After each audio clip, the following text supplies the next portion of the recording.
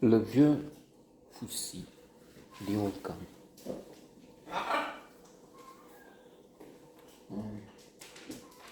This is a classic example of a very well-made film. Traditional, if you will. Solid acting.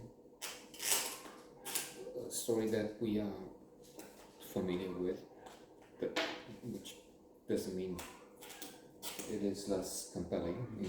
On the contrary, in fact, it's powerful and it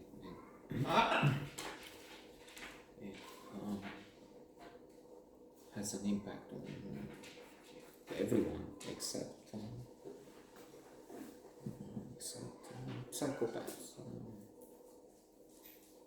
However, Professor Tal Ben-Shahar has the most popular, has had, I don't think he's lecturing there now, but has had the most popular courses in the history of horror, positive psychology, available on YouTube, by the way.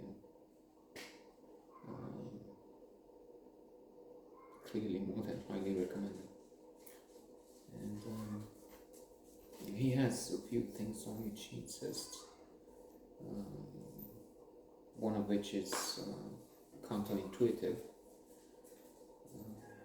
When asked what he wishes for his students, I wish you fail more, because learn to fail, fail to learn. And that is associated with feelings of loss, of failure, which leads to more success. But he also makes this, I don't think it's a quote, but it's to the effect of psychopaths are those who feel nothing.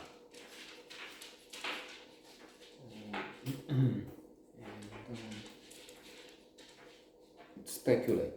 I think it's about one paradigm of psychopath comes to mind. That's always these days. Trump. And I'll stop here because that's a very general subject, and one of the few comments I've had was critical of the fact that I more than dislike this fellow. So anyway, Philippe Noiret was massive talent.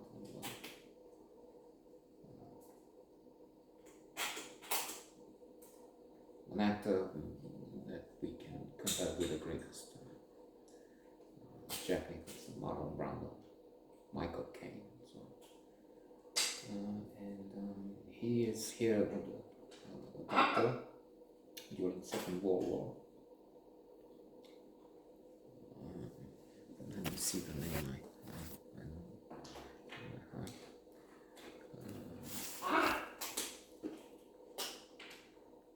Dandieu, Julien Dandieu. His wife's name is Clara Dandieu. Also an artist, and he sends, because the movements, the Germans are retreating. The Allies have landed at this stage in the war, and the movements of troops and the Germans are in revenge mood and things like that, destroying and killing before they go. And so he sends his family to safety, to a village away from the city. And when he's driving there to reunite with them, what he finds is a massacre in the church there. Dozens of people killed in the place, women, children, men. And as he's trying to find his daughter and he arrives to this sort of old chateau fortress up on the hill, which in fact belonged to him, his family. And first he sees his daughter that was shot, and then the carbonized body near.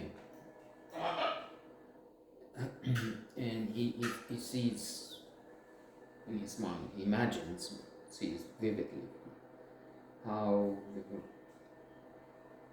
surrounded, dragged by the Nazis, his wife trying to defend the daughter, and they were pushing both of them. The daughter killed, and then the wife burned with one of those fire, not extinguishers, but fire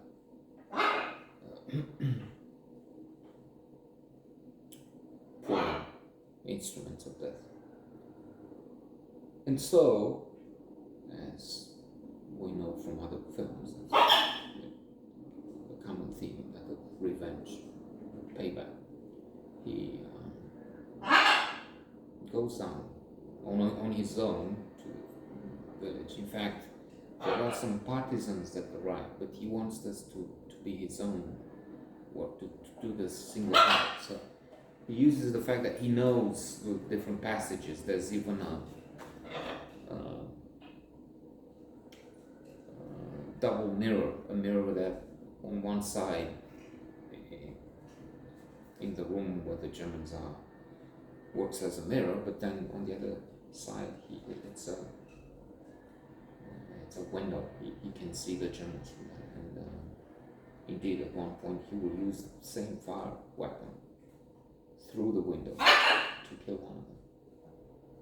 He will use it from each side, and then the window is blowing apart when fire comes over this enemy. And so he's killing them almost one by one. Sometimes they're two together, but he cannot. He doesn't have a machine gun. Besides, I think that's also the point, to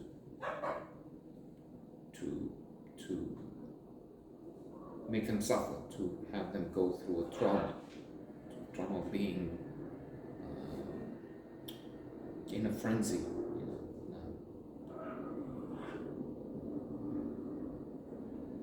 torment of fear, desperation, because they see that they're not.